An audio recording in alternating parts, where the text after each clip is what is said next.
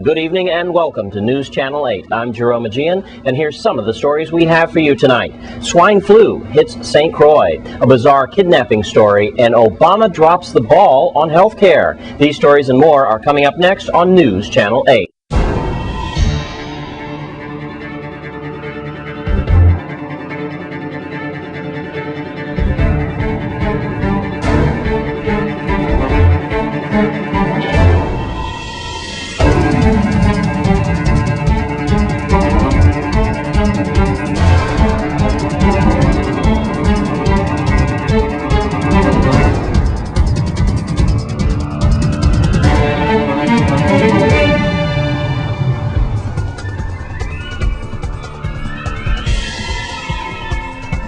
In our top story tonight, the deadly H1N1 virus has made its way to St. Croix. A toddler at the Country Day School on St. Croix has tested positive for swine flu.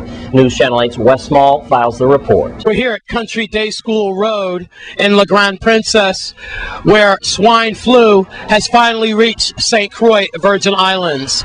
At the camp that they have here at Country Day, a toddler has now been tested positive for H1N1.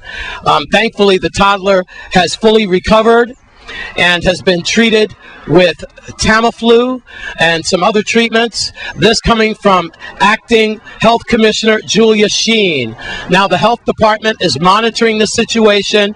Thusly, Country Day Camp is now closed, at least for 10 days, while the health department and also Country Day officials monitor the situation. We can tell you this, that this is the first confirmed case on St. Croix since 2 initial cases have been confirmed on the island of St. Thomas.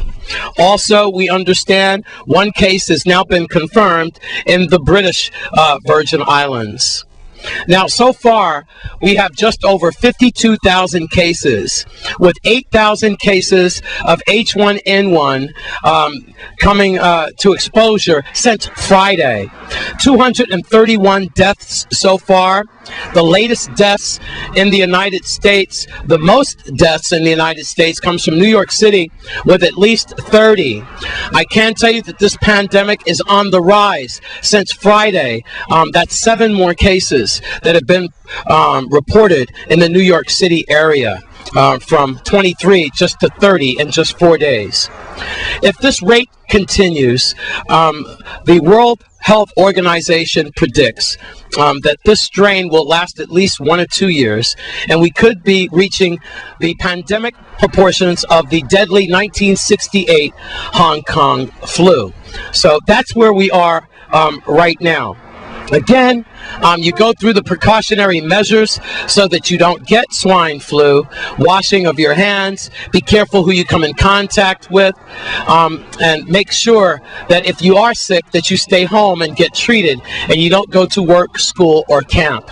With that, let's talk to the professional, Dr. Cora Christian. I think what Country Day did, and that's the way you introduced this topic, was the appropriate thing, even though possibly, you're past that serious point. But it's appropriate to do that. So and I know that is sort of disruptive to many families who had the kids in camp and so forth, but it was the right thing to do. Because if you can nip something in the bud, if you can delay the spread of this, but and then the appropriate thing was to take medication, the Tamiflu, the Rolenza, so that we can really, if you have to take it either as treatment or prophylactically. So I think we're on the right case. And what I do as a physician is I listen all the time for the alerts. I speak as often as I can with Dr. Olens because he really is the expert. I get his advice because he's talking nationally, and I listen for what the commissioner says from the CDC, and I think everybody should have their ears really tuned to that because we have to work together in order to make sure that this doesn't become a more serious issue. Now, words from Julia Sheen, the health commissioner, and I quote, that we are thankful that the child was treated and has since recovered, that the health department is working to ensure that all non-family contacts are screened, even though the 10-day period in which the virus is still active. So they are working on that. And meanwhile, we just have to really be on our guard against this swine flu virus. at Country Day. I'm Wes Small for News Channel 8. Thanks, Wes. Well, our delegates to the Congress has made headlines once again by supporting an anti-smoking bill that was recently signed into action by President Obama. News Channel 8's Lee Carl has more. It's our delegate to Congress at the White House lawn with President Obama after he signed the tobacco bill. He was joined there by Congressman, Committee Chairman Harry Waxman, Frank Pallone, John Dingell, and so on. Great victory for all of us, said the delegate as she spoke to the President of the United States, Barack Obama. And then he also had his comments regarding this. This legislation is a victory for bipartisanship, and it was passed overwhelmingly in both houses of Congress. It's a victory for health care reform, as it will reduce some of the billions we spend on tobacco-related health care costs in this country. It's a law that will reduce the number of American children who pick up a cigarette and become adult smokers. And most importantly, it is a law that will save American lives and make Americans healthier. He did 2 or 3 letters, which each of his name with those historic pens. Interestingly enough, the reason we were able to do this, as I mentioned before, a friend at CNN gave us permission to use this, said, Lee, your delegate is at the White House lawn with President Obama.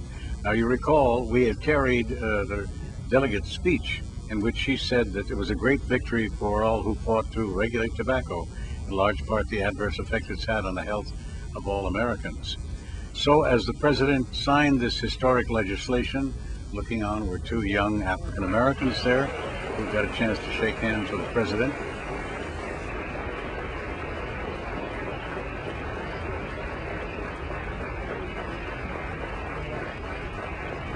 Thanks, Lee Carl. And there was some drama at the Baycourt Apartments on St. Croix earlier today. News Channel 8's Wes Small tells us about a kidnapping that was thwarted by the Virgin Islands Police Department. Every day it just gets stranger and stranger for this reporter. Now here's what's going on. We believe a victim from the Scion Hill area of St. Croix was kidnapped today. Now let's take you back. The incident happened at about 7:15 this morning, and you are looking now at some file footage from the Scion Hill area. Here's what we have. A male victim who resides in the Scion Hill area went to retrieve some money that he had loaned to some friends at Baycourt Apartments. Okay, Baycourt Apartments, that is in back of Human Services in the Golden Rock area, right across the street from the federal court, so now you know where that is. Now you're looking at file footage of that scene where we have police on the scene near the rental office. Here's what we have. We have a man who went to Baycourt Apartments to retrieve some money that he was owed. When he got there, no one was home. He left a note on the door saying he would return. While he was away from the apartment, he got a phone call from the individual saying, go back to the apartment, we'll pay you the money. When he went back to the apartment, someone opened the door and pointed a gun to his head. They then tied him up with duct tape. A struggle ensued, and discharging of shots happened at Baycourt Apartments. Okay, that's what we know now. Then police got to the scene. We believe police got to the scene right after that, right during that incident. We have no suspects in custody. These are words coming from Melody Raines, VIPD spokesperson. I was down at the scene earlier today, checking out exactly what was going on, and we can tell you that we are looking for at least 2 male suspects. Apparently, one could have been having on a black shirt with white shorts. So if you know anything about this case, you should call 778-2211 Crime Stoppers at 1-800-222-TIPS, or you could call 911. One more case that you should be aware of. On Monday night around midnight, there was a Cane Bay incident where a man was fishing in Cane Bay after midnight, and when he got back to his vehicle, he was 52 years old, by the way, he is 52, he was accosted by would-be robbers who beat him up and also pistol whipped him.